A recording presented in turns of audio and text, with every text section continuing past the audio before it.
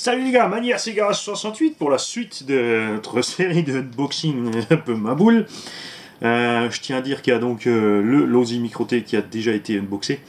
Le petit carton Amazon, c'est un truc qui est reparti. En fait, j'avais pris une caméra pour ne plus avoir l'effet de la lentille œil de poisson dans l'atelier. Mais l'image de cette caméra est absolument catastrophique. Elle est donc repartie aussi chèque, c'est Amazon. Je vais donc attendre Noël pour en prendre une autre. Et ceci nous vient de Dominique. C'est un des deux engins dont j'avais parlé pour les petits jeunes, pour les mettre en scène pour pas cher. Un engin de très bonne qualité, dont les pièces sont disponibles en France, en Allemagne, à Taïwan, mes petits préférés pour les livraisons. Il y a avec 4 roues de buggy de super qualité. Il n'y a pas de marque dessus. Si.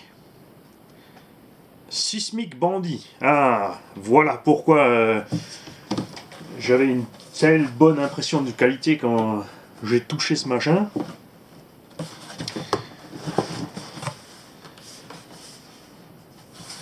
Nous avons le petit béquet qui va bien.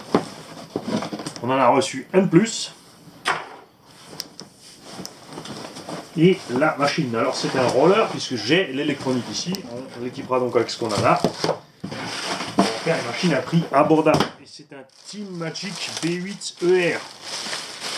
Alors j'aime bien cette machine parce que j'aime le design de cette machine tout simplement. Et il y a 2-3 choses un peu différentes que ce qu'il y a sur les autres buggy. Alors c'est une machine qui a été faite en 4S à la base, puisqu'en compétition il roule en 4S. Et que c'est un engin fait pour ça. Mais il encaisse sans broncher le 6S. Puisque le deuxième est ici en pièces détachées. Je vais pouvoir en même temps que je vous montre cette machine, vous montrer ce qu'il y a à l'intérieur des tripes de cette machine. Alors ça vient avec des fusées avant alu toutes simples.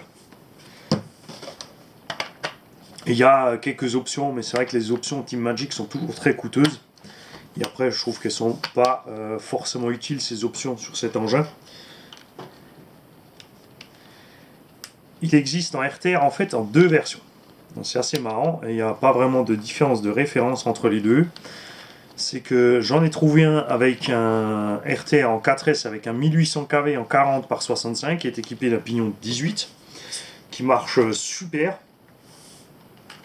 et un autre, apparemment la dernière version, qui est équipé du Goul RC 4076 2500 kV qui équipe aussi le Team Magic Trooper E6 RTR. Donc le Trooper il arrive à une 60aine de km/h avec ce moteur, le buggy faisant un bon kilo de moins.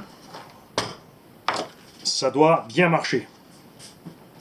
Alors on va vite vous mettre le béquet dessus. Team Magic est une marque que j'affectionne depuis que j'ai découvert le Trooper E6 il y a 7 ans maintenant ou 8. J'aime bien leur façon un peu différente de voir certaines choses. Et niveau solidité, pour l'instant, je n'ai jamais été déçu.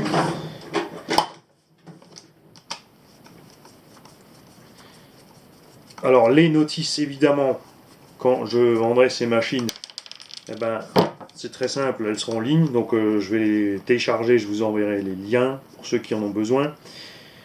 Quoique au XXIe siècle, les jeunes avec les ordi ne devraient pas avoir ce genre de soucis. Il y en a plein des fois qui me contactent parce qu'ils ne trouvent pas ci ou ça. Alors que même Papy Mani, il y arrive. Bon, je vais mettre qu'une vis, hein, c'est juste pour le look. Bon, une fois que je prends pas la visseuse. Voilà. Alors, on en a un en rouge et on en a un en jaune. J'aime énormément ces engins, ont des amortos super longs. Les fixations des amortos sont sur les triangles. Donc bien à l'abri. Pare-choc avant classique de 1/8.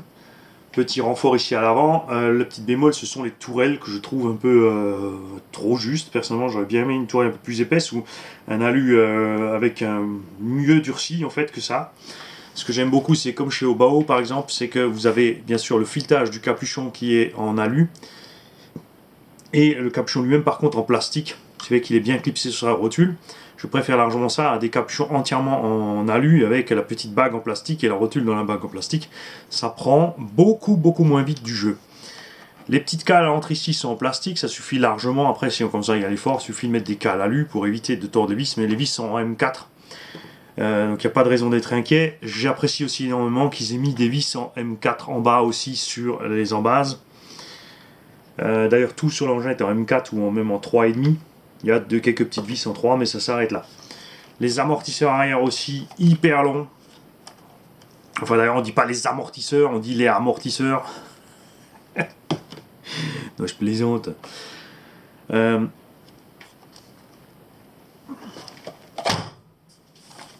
Châssis en super état. L'autre par contre est un peu plus laminé sous le dessous, mais ça s'arrête là. Alors par contre ce qui est très étrange, mais ça c'est au niveau de l'efficacité des barres stables, vous avez les biellettes de train de barres stables qui dépassent sous le dessous. Par contre il y a un joli rebord ici pour la protéger, par contre pas à l'arrière. Ça c'est un peu mystérieux pour moi. Ici elle est hyper exposée cette biellette. Bon après c'est un véhicule qui a été fait à la base pour conduire sur circuit, donc ça pose pas de problème. L'autre a servi dans le bâche, ça n'a pas posé de problème non plus. L'autre chose aussi, c'est qu'à la base, donc transformation d'un thermique, on a les vis moteurs ici qui dépassent du châssis. C'est pas très gênant non plus, mais j'aurais préféré des vis qui soient enfoncées dans le châssis complètement. Les différentiels sont à 4 satellites et tout ce qui est pignonnerie différentielle est d'excellente qualité.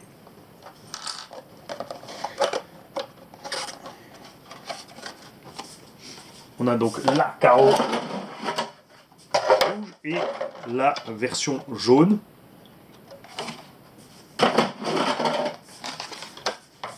La boîte radio est à l'avant au centre. C'est une grande boîte radio, donc c'est pratique, on met dedans tout ce qu'on veut. Cerveau classique couché à l'avant gauche. Renfort de train avant est en plastique, le renfort de train arrière en alu. En toute simplicité, hein, simplement une plaque d'alu plate, pas de gros usinage, une simple découpe et le filetage dans l'épaisseur. La cale de train avant aussi est en alu, la barre de Ackermann aussi. On a une grosse cale ici de train avant qui est bien faite avec une multitude de possibilités de réglage sur l'arrière, pas sur l'avant. Et en fait, ceci sert à changer les angles. Donc vous ne pouvez pas tout explorer. Il est possible qu'il existait au départ une autre tourelle, peut-être qu'ils avaient prévu une autre tourelle avec plus de points d'ancrage pour ces triangles supérieurs. Triangle supérieur avec des biellettes M4, très solide. On n'a pas de jeu sur l'engin au niveau des trains roulants ou autres. Les 4 cardans sont en CVD. Le cardan avant central aussi. Il y a juste le cardan arrière qui est un simple dogbone en alu par contre. Ce que j'aime bien sur cet engin, c'est l'accessibilité au différentiel. Parce que pour accéder au diff, il n'y a pas besoin d'enlever quoi que ce soit au niveau du train, des cales, des réglages. Ils ont pensé la chose totalement différemment. En fait, vous enlevez les 2 vis qui sont là, les 2 vis qui sont ici, vous desserrez les 2 vis d'en base de l'amortisseur par exemple, et vous soulevez en fait votre demi-carter en deux, dans le sens de la longueur. Et vous avez votre diff en main, sans avoir besoin de toucher à quoi que ce soit au niveau de la transmission. Les noix de cardan aussi sont en acier bruni, donc pas de souci, pas besoin peur au niveau de l'usure ou n'importe, c'est comme chez Obao. Les cardans ne sont pas à la nouvelle mode avec les têtes de cardan dans les roulements avec un grand roulement à l'intérieur. Tous les roulements du véhicule ont la même taille, sauf excepté bien sûr les roulements de la colonne de direction, c'est clair. C'est livré avec la petite corne de cerveau alu, le support moteur assez classique, ce qu'on trouve à un 8ème, facilement accessible, on a de la place, même si ici il y a le cerveau, il n'y a rien qui vous gêne ici pour atteindre les vis, pour changer votre pignon, faire vos réglages. Un grand classique au niveau aussi de l'implantation du batterie variateur, transmission un peu décalée sur la droite. Le câble peut tranquillement longer le boîtier dessous et aller ici dedans. Là, ça redescend le cerveau. Donc le câblage sur l'engin, quand c'est fini, est bien posé, bien réglé. Ce que je préfère sur cet engin, c'est vraiment les triangles de suspension. Le look qu'ils ont, ils les offrent plein. Ils sont assez épais, dans un plastique bien rigide, mais suffisamment souple quand même pour encaisser. Et ce qui est très intéressant, vous pouvez régler en fait le pincement ou l'ouverture à l'arrière. Alors on vous remet en situation. Le pincement, c'est si les roues sont comme ça, et l'ouverture, c'est si elles sont comme ça. On appelle aussi ceci un pincement positif et ceci un pincement négatif. Bon, ce qui est un peu pincement et négatif, c'est pour moi un peu opposé. Donc je préfère dire pincement et ouverture. Le carrossage, c'est la même chose quand on est debout par rapport au véhicule. Donc carrossage positif, carottage négatif.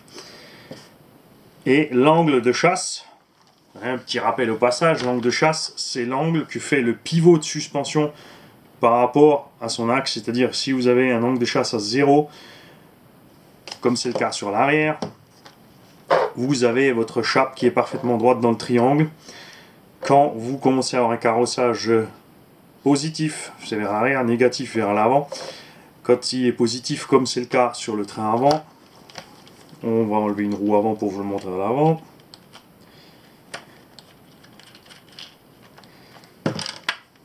Voilà, ici vous avez un carrossage positif.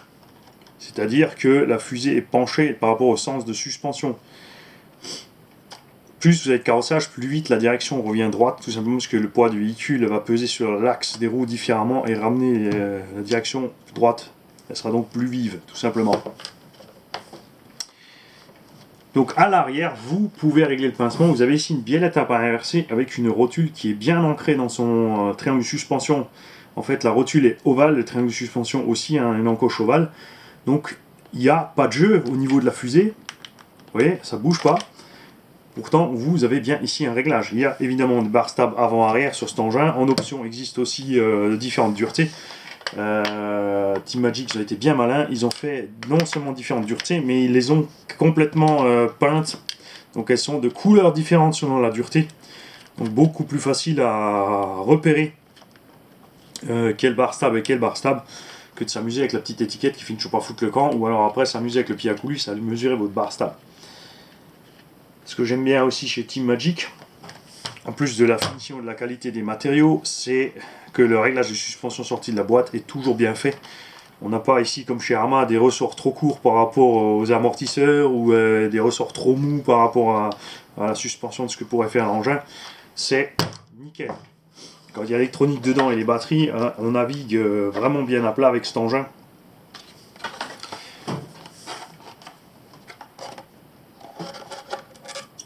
Et voilà. On va vite vous montrer ce qu'il y a à l'intérieur. À l'intérieur de la bestiole. Voilà, donc ça c'est le châssis du deuxième. Mais l'intérieur toujours propre. Nous avons des différentiels à taille droite. De très bonne qualité. 4 satellites à l'intérieur. Celui-ci est entièrement d'origine au niveau des huiles et des graissages. Il a pourtant roulé quelques packs déjà, enfin 20, 30, 40 packs faciles. Et tout fonctionne nickel, il n'y a pas le moins de jeu anormal. Il n'y a pas d'usure au niveau des noix de cardan. Alors, je retrouve un petit cardan pour vous le montrer, voilà.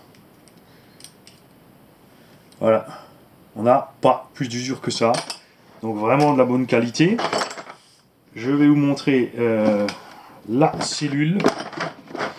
Ceci donc la cellule, le différentiel posé à la verticale dedans et le couvercle de la cellule. Vous enlevez les 4 vis, vous séparez, hop, vous avez votre diff, puisque même si vous laissez les suspensions, donc tout ça reste accroché ensemble. Ici vous avez la tourelle, ici vous avez les amortisseurs, là le triangle inférieur. Vous soulevez, vous sortez le diff, vous faites vos réglages, vous remettez dedans, vous refermez. Il n'y a pas besoin de s'amuser à galérer avec les cales de train ou autres. Ces cales de train d'ailleurs, qui sont aussi en plastique mais d'excellente qualité, existent aussi en option alu, pour moi inutile. Les plastiques Team Magic sont vraiment de super qualité. Je vais donc équiper cet engin.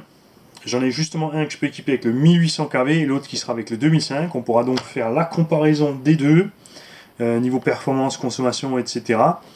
Et je peux déjà vous dire que j'aurai un grand plaisir à piloter cet engin. Salut les gars, bonne journée.